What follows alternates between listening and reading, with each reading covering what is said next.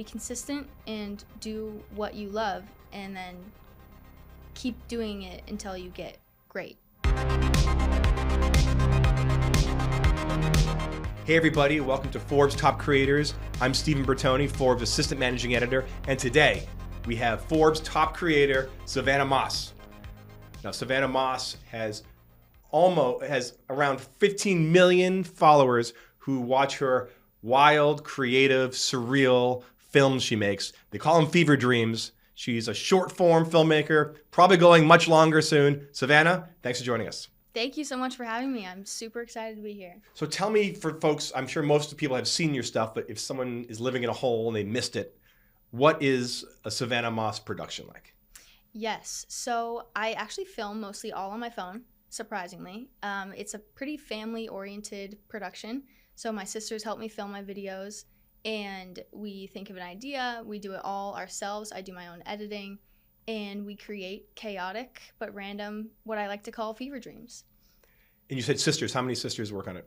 So I have 4 sisters total, but 2 of them, which are identical twins, fun fact, work on the videos with me. So you're one of 5? Yes. All women? All women. Okay, very cool. Mm-hmm. And they do the filming and you do the editing and the props and stuff? Yes. So they do the filming, some like special effects stunt stuff as well. And I do all the editing, idea creation, and kind of the brains behind the operation. So I love it. You do like super high production, super high creative. I can't believe it's shot by a phone because it looks like it's shot by like a movie set, but you said just an iPhone and lighting and stuff. Mm-hmm. What led you to this? Tell me, what did you do before you became like a professional full-time creator? Yeah, so I had lots of things that I wanted to do with my life. I, straight out of high school, wanted to do either go to college for forensic psychology because I was super interested in how people think. And then I also wanted Real quick, to what is it sounds like, I hear forensic, I think of like, like cold case file. What does a forensic psychiatrist do? So it's kind of like finding out why criminals do what they do. Okay. And like how their brain works differently from like the average human brain. Okay, so you like the dark stuff a little bit? A little bit, yeah. Okay. I've always been interested in the dark stuff, and that kind of takes place in my videos as well. Okay. So you want to study, did you study that? I did study that for about 2 semesters. Okay. And then I dropped out to pursue filmmaking and acting as well. Did you have any formal training in filmmaking, or did you kind of teach it all yourself? Taught it all myself. I had some friends that were in the same field, and we would like practice together, watch YouTube videos, learning how to do certain editing techniques, and it kind of stemmed from there. Did you drop out? Were you starting to get a kind of a foothold in this world when you dropped out? Or did you say like, you know what, I'm just going to drop out and build this from scratch?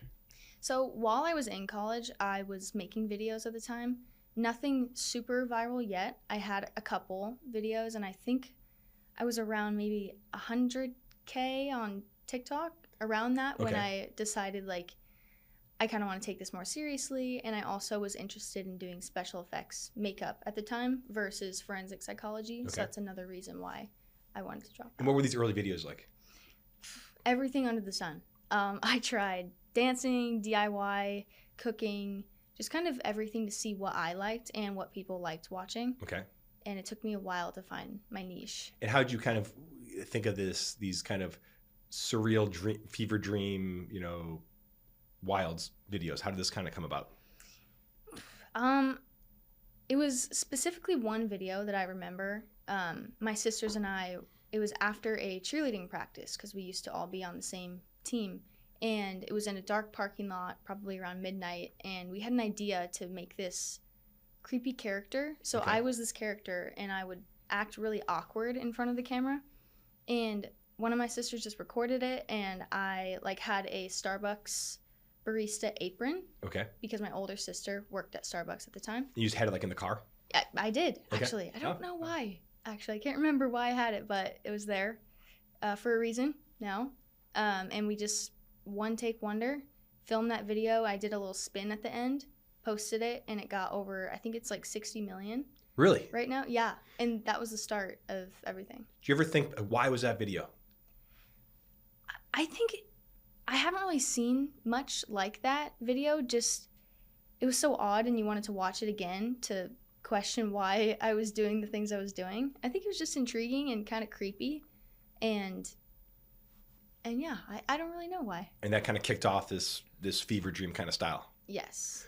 How did you get inspired with this stuff? Do you have other certain filmmakers that you like, certain movies that kind of you drew inspiration from, or is it all up in your head or your sisters? Or? A lot of it's up in my head. I'm a big fan of like the psychological thriller horror category. I also like comedy as well, so that's what I try to put into my work.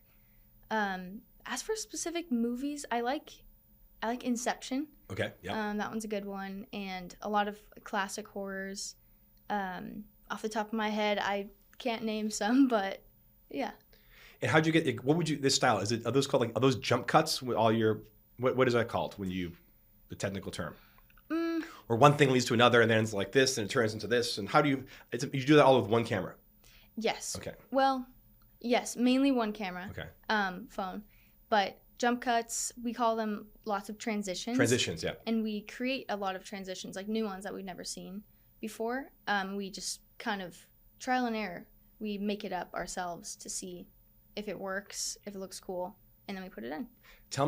Take me through like one of your recent favorite videos from like, I want to hear it from start from finish, from like the idea, inception of it to like getting all the props to putting it out. Like I want to know what goes into a Savanah Moss film. Okay. Let's see. I'm trying to remember. I've done, I think, probably over 400 okay. videos now. In how many years? So like the Fever Dream videos started about 2.5 years ago. Okay. But I've been creating for probably like 5 years in total, short form. But okay. Yeah, what's your last video? Take me through the last kind of Fever Dream. Oh, okay. Actually, my last one was a little bit different. Okay. I was experimenting with a new kind of category, and my goal was to make people cry with the video. So that's definitely not my typical Fever Dream. That's quite a goal. Yeah, because I wanted to see if I could experiment with different genres and make people feel different emotions other than scared. And people really liked it. What was the theme? Like, what was the hook to make people cry? Well, I have like a signature move that I do in all my videos, and it's this spin where I like jump, spin, and fall like 99% of the time. And I did that in the very beginning of the video, so people would think it's like a normal Fever Dream video. And then basically I find this old camcorder, and it's a very nostalgic, like me watching old videos of when I was super young and like how it was different then than it is now. So that was the goal behind this past video. What was the response been? It's been great. I think it's at like 1.9 million views. And people have been really liking it. There's been tons of comments of people relating to this, and I've seen some nice comments of, "Oh, she can do more than just being a surrealist." And I really liked that. I was like, "Yes, you getting a lot of like crying emojis in the comments?" Yes. Wow, so mission accomplished. Mission accomplished with that one. That's like there's like a new Apple commercial, and I'm like very insensitive usually these things, but they had like one with like, I think it's like the Apple hearing aids, and it shows like a teenage daughter, and then like it flashes back with all these like old iPhone videos of her as a kid. Yes. I was chopping some onions there a little bit. During football, it's a very, but it's like the nostalgic camcorder thing. Like that's definitely a vibe right now. Mm-hmm. There was this is totally off topic, but this fries commercial where they're like, I'm sorry, what kind? For fries, it might be an Arizona thing. Okay. A grocery store. Gotcha. Where it's like this very nostalgic, but it's cartoon characters. That one makes me cry as well. See? So. See, I thought it was like thinking French fries, but that's no. See, if the supermarket can get you to cry, that's good content. Exactly. So, and when you shoot, how long is like, what's the process? Yeah. Like, is it takes days to get this short film, or like take me through all that? Yeah. So it'll start with an idea, and the idea process will take me anywhere between probably an hour to like 3 days, depending how complex the video is, or if I already have an idea in mind, or if I'm inspired by like another creator's video or concept. So I'll create the idea, I'll write it down, all pen and paper. That's my thing I like to do. And then next is creating props, gathering props, and renting a location. Or if it's like at a park or a parking lot somewhere that's free, then we'll just scope it out, make sure it's good to go.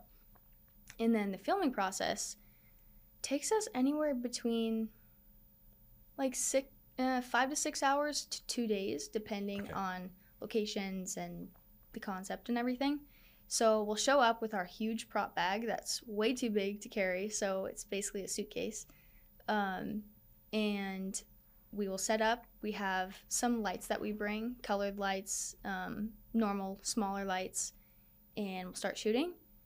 And that's pretty much it. What do people think when like you're like in a parking lot at midnight and there's all these props and seagulls and giant Q-tips and things, and you have all the lights? Like, do people like they watch you guys now? They think you guys like what is the reaction?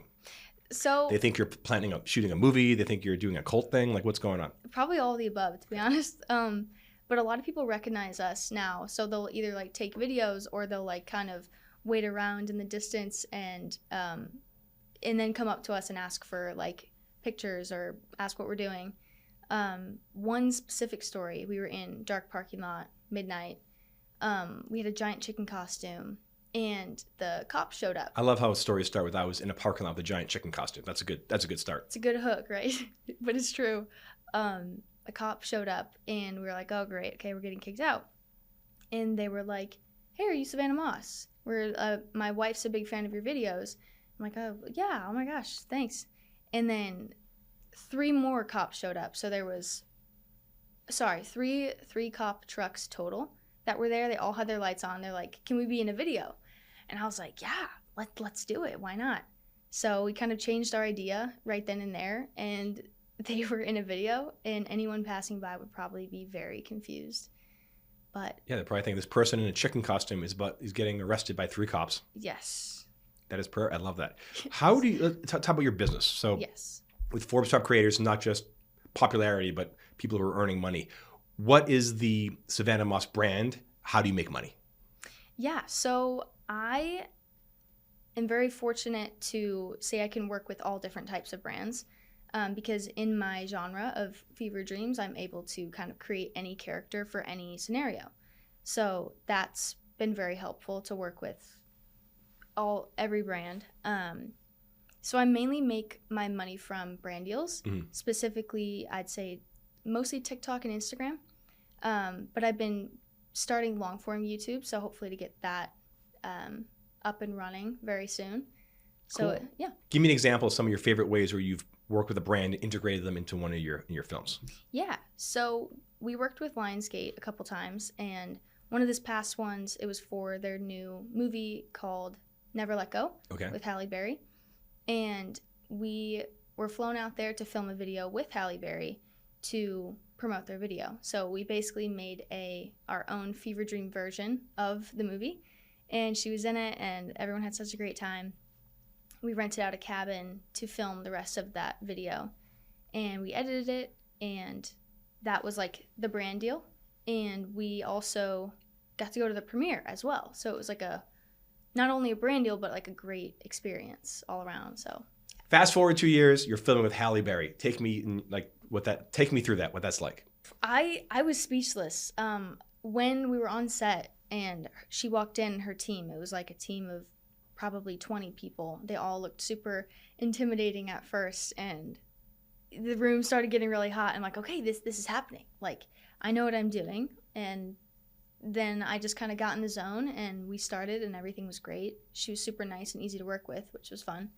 But yeah, it was so surreal, and I was very grateful to be there. That is so cool. And how did the video do? It did really well. We posted it, I think, on TikTok, Instagram, and YouTube. I would have to double check the exact numbers, but it did really well. When you work out a deal with like Lionsgate, are you trying to guarantee a certain amount of views? They say, no, I'll just do like my style of video on these different platforms and let the video do what it's going to do. Yeah. So we never typically do a view guarantee. Okay. It's mainly just I like to get creative freedom because I know what works well on my platform. And so the brand kind of trusts me with that. They'll give me a direction that they want, a certain direction that they want me to steer towards, and then I'll do that, but in my own style. And that's typically what does best. you're famous for your shorts. You're jumping, you're spinning, you land, fever dream. And now you're moving towards more long-form YouTube. Tell me like what that process is like and what type of content you're going to post. Yeah, so I've been trying to experiment with what I should post. So I really love storytelling. So I want to do something with storytelling long form. And I love everything horror and creepy. So I'm kind of trying to figure out something new and fun with horror and storytelling. I want to make it a little bit different than my fever dreams as well. So kind of still trying to figure out what that looks like necessarily, but that's the direction I'm heading towards. So more screenplay, lines, plot, all that sort of stuff? Yeah, I would say so. How do you kind of get your head into that? I kind of approach it like a typical short film or short form video and write down my ideas, kind of plan it out. I don't really storyboard any of my ideas, but with these long form videos, I think I'll start doing that so it's more organized. Yeah. And what is pushing you to long form? I've just always wanted to. When I was 16, I started YouTube. That was even before I started on TikTok or anything. And I always wanted to be a YouTuber when I was super young. And I tried it when I was 16 and I didn't go anywhere. I deleted all those videos off the face of the earth. Okay. So I don't know. I feel like I'm in the mindset where I could really make something magical on YouTube, long form. What are you seeing now? Like obviously there's been a huge surge with creators. I think this last election, just the power of social media and how the different candidates played it out and where people are getting their entertainment, their news from, I think it even makes it more urgent. What are you seeing kind of in the ecosystem right now? What's like the trends? What's like the most exciting thing in creator world for you? Well, I don't specifically follow trends. Sometimes I'll try to integrate them into my content, but I've been seeing lots of talking videos and kind of vlog style, taking me through their life type of videos. So that's been really popular. So like the old school, we had Justine on before, and she was an early life caster where she she said she had a hat with a camera and would just like follow around her life and like film sort of stuff. Like, are we getting back to that? I think so. I think there's a bit of a loop going on. Lots of dancing videos as well, which was the main thing on TikTok when the app first started as well. So, and I have a question for you. Oh, okay. What was the selection process like for the Forbes top 50 creators list and the Forbes 30 under 30? Oh, well, those are two different important questions. Okay. So this being Forbes, like the best lists are objective, meaning we're using data points to create those lists. So let's just start with the top creator list. Like we've created a special Forbes index, like a formula, and the 50% of that is your earnings, because we think how much money you earn shows your power, value, and influence in the marketplace. So that's like a great indicator on how much you're making either through views or through brand deals. That's very important. Then we kind of put 12.5% goes into follower count. Other 12.5% goes into engagement. And then a quarter of it is like our secret sauce. It's like the entrepreneur score, because this is Forbes. Mm-hmm. We love folks who are building, creating, doing. And so, it works from 4 is the highest, 1 is lowest. And, if you're making money on, endorsement deals and you're kind of talking in front of the camera and you're getting paid for that, that's amazing business. That's great. Good for you. But we want to reward people who, like, you have a higher score because you're doing production, films, that sort of stuff. It's more complex. It's more creative. And it would go up to like a 4 would be someone like Emma Chamberlain, who is not like she's, getting paid to hawk coffee, which is fine. She has her own coffee company and own that's in every single Walmart, Target. So like these are big companies, or someone like Mr. Beast or Rhett and Link, who have giant, like almost Hollywood studios. So that's the final entrepreneur score. We mix it all together. We have an algorithm, and then the highest ranking ends up on there. So that's the top creators. Wow, it's very interesting. I like the breakdown of the percentages. I had no idea. Yes, and finding how much all you earn is a real pain in the ass. Right, yes, I would assume. But we only do, the more someone shows, the more we give them credit for, mm-hmm. in terms of that. Under 30 is a little different, but there's 20 categories, 30 creators, and it's kind of like a 4-tier system that when anyone can be, we want to have no gatekeeping. So anyone can be nominated. You can nominate yourself, or you can nominate a friend, business partner, and then we have basically 20 captains who are editors, and they're in charge of of their individual list, and they're experts. So if you like cover, energy and green tech, you're in charge of the energy list. If you cover the Hollywood business, you're in charge of Hollywood. If you're our tech reporter, you cover AI. They will take all those people and like basically take the 50 or 60 people that are like the highest, they think, that most impressive. And again, they self-report, like, we have to do due diligence, but how much they're earning, their scale, that sort of stuff. We write little bios, send to the third-party judges. We've had everyone from Taylor Swift to David Chang to Steve Ballmer, like really big independent judges. They rate them and then send it back to us, and then we use their ratings. It's not an end-all be-all, but then the editors choose their top 30 with the judges' endorsements, and that's how that works. So Wow. Not as many numbers involved, but again, we want to use like money matters. So if you're on the under 30 list, we want to see, what if you make a lot of revenue, that means people want your business, they're using your business. If you've raised a lot of capital, that means investors are betting big on your business. Mm-hmm. So that is by far the most important factor. Very interesting. So that's how it goes. Yeah. Very cool.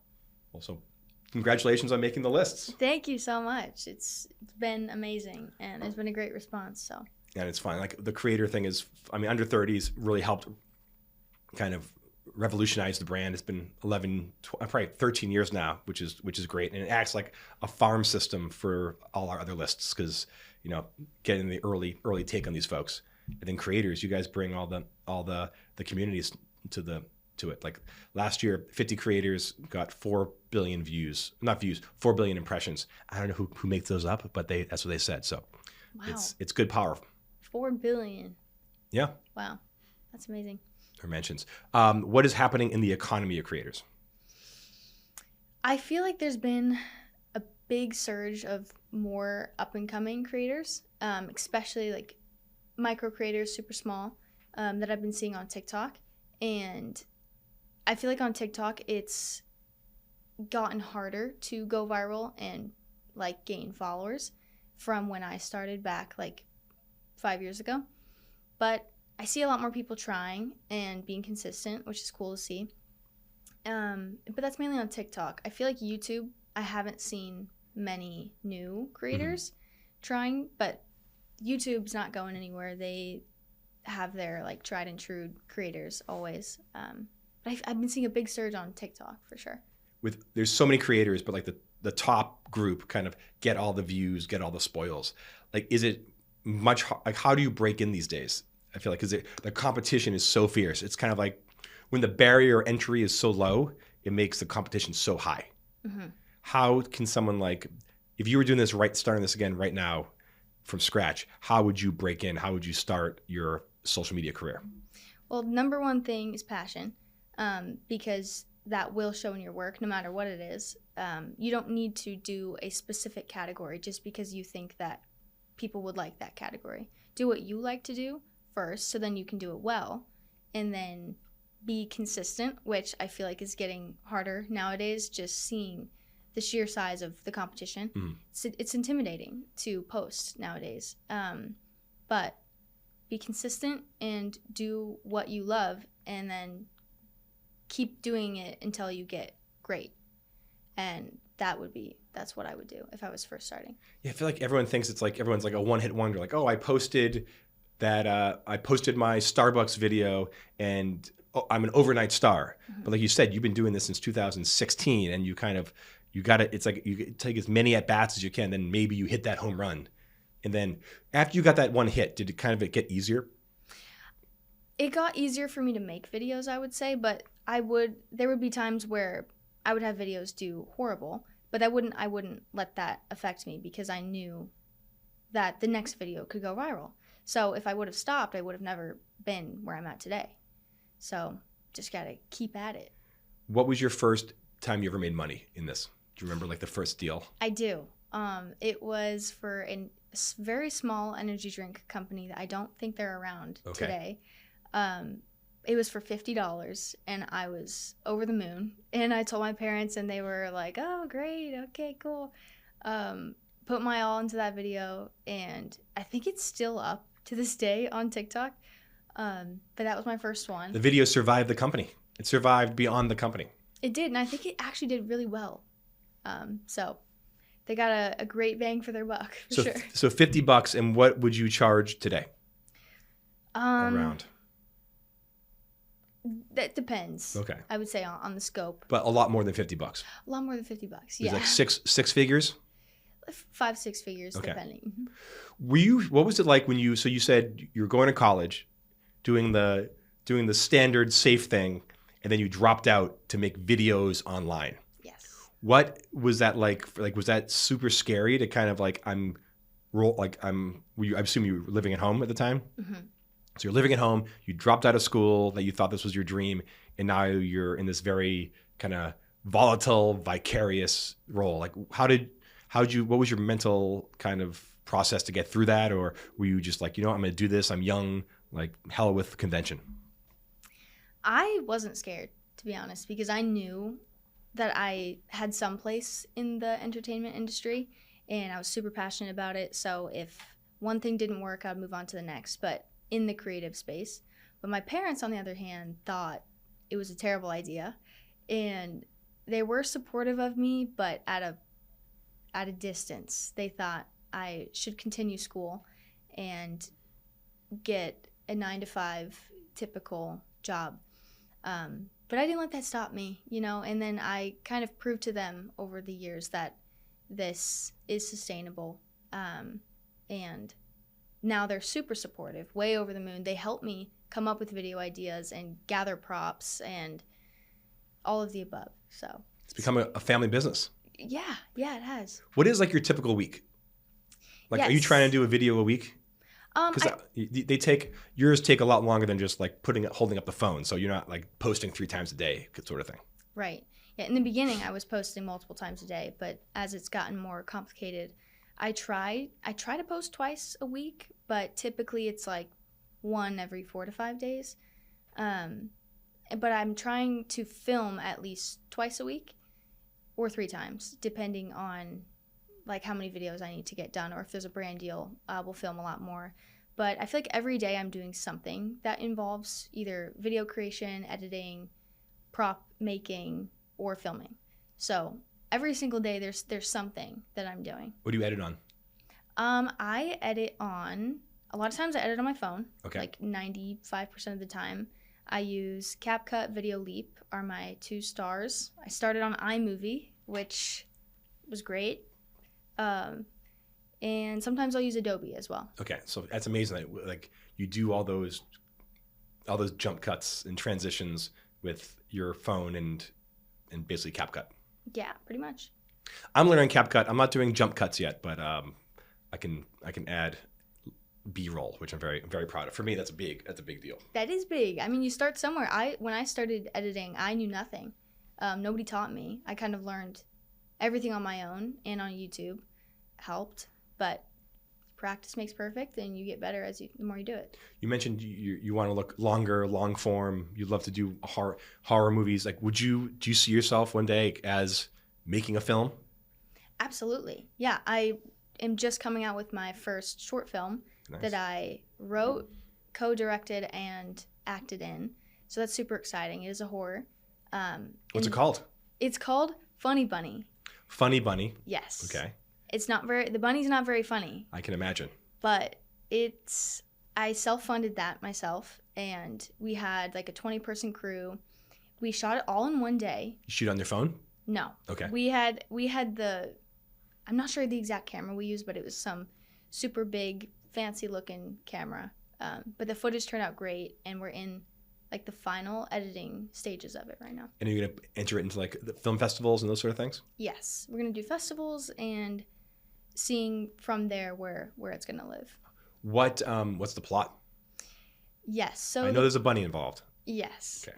So it's basically I am a babysitter to this kid who begins losing way too many teeth in one night. I'm already scared. Yes. And basically we start finding teeth all around, and this kid isn't a normal kid, and there's a monster in the house, and that's all I will say. All right, I'm hooked.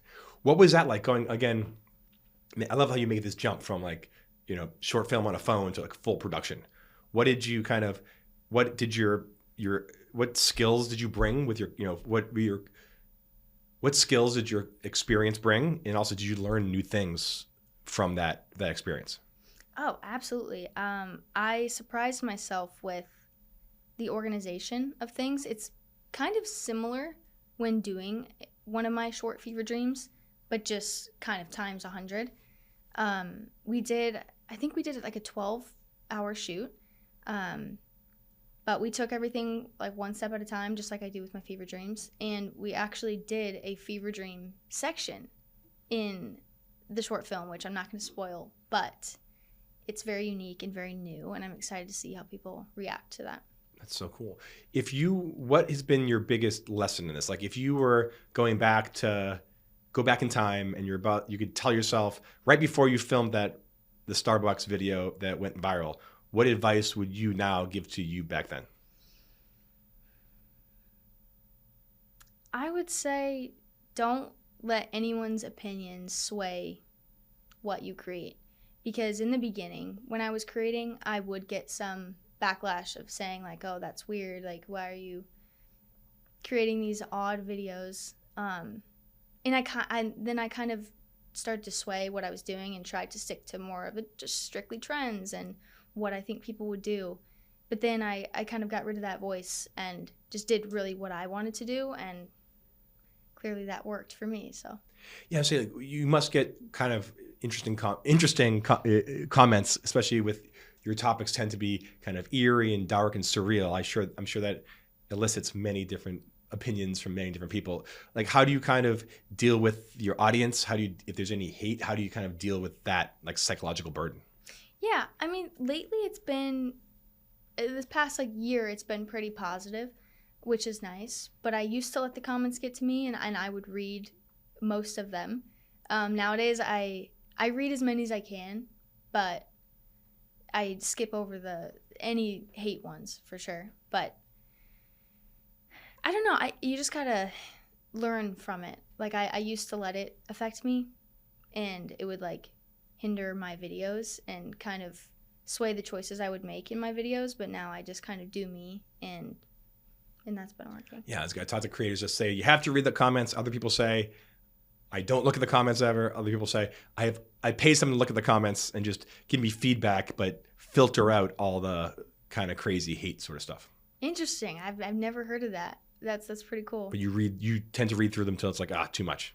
I do. I read through them a lot, and I'll respond back to a lot of them. And some of them will give me new ideas too and opinions, and you can learn from your audience that way to know what to do in the next video. You ever do a video where it's all like not crowdsourced, but like you take requests and like themes and stuff? Yeah, I've done some polls, especially like I did one time where it was tell me a fever dream that you've had, and I got some responses from that and then made a video from one of them. Cool. Well, selfish question here at Forbes, obviously, old media and new media are merging together for sure. You're a master storyteller. What lessons could you give a media brand like Forbes that's been around for 100 years to kind of up their social game or up the way they connect with their audience?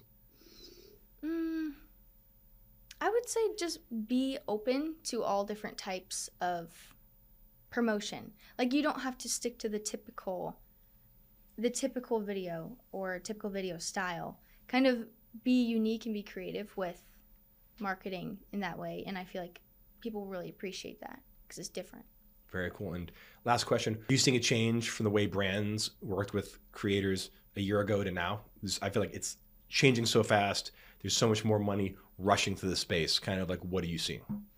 Yeah, no, I've been seeing a lot more for sure, and from my experience as well. But I feel like brands are pretty good nowadays at picking the right creator for their brand, and it's been a learning process for creators and brands, but just sticking to creative freedom. And for the brand to pick the right creator, you need to know the audience that's going to be watching. So I'd say that's the most important. How would you summarize your audience? What's like the Savanah Moss community? What's the makeup? Mine's pretty 50-50 with female, male, which is cool. But I have a lot of movie fans, a lot of horror fans, and then just a lot of, I would say my age range is like 18 to 24, I think is the highest. And then it goes 25 to 35 is the second highest, like age range wise. That's cool. And that's important. And that's important. Like when you go to sell a brand, you say like, this is my audience. This is what you have. Mm-hmm. Yeah. Who's I know every brand wants different things, but what's like the most valuable audience right now? What's everyone after? Like age range wise, or? It's just in general. Just you always want younger because then you'll be a customer for longer, right? Exactly. People that are active as well and like wanting to be loyal to that creator, to say like they dropped merch or they have a product line, looking for people with like super loyal followers and not just watchers of the videos. Cool. Well, Savanah Moss, thank you so much for joining us on Top Creators. Thank you so much for having me.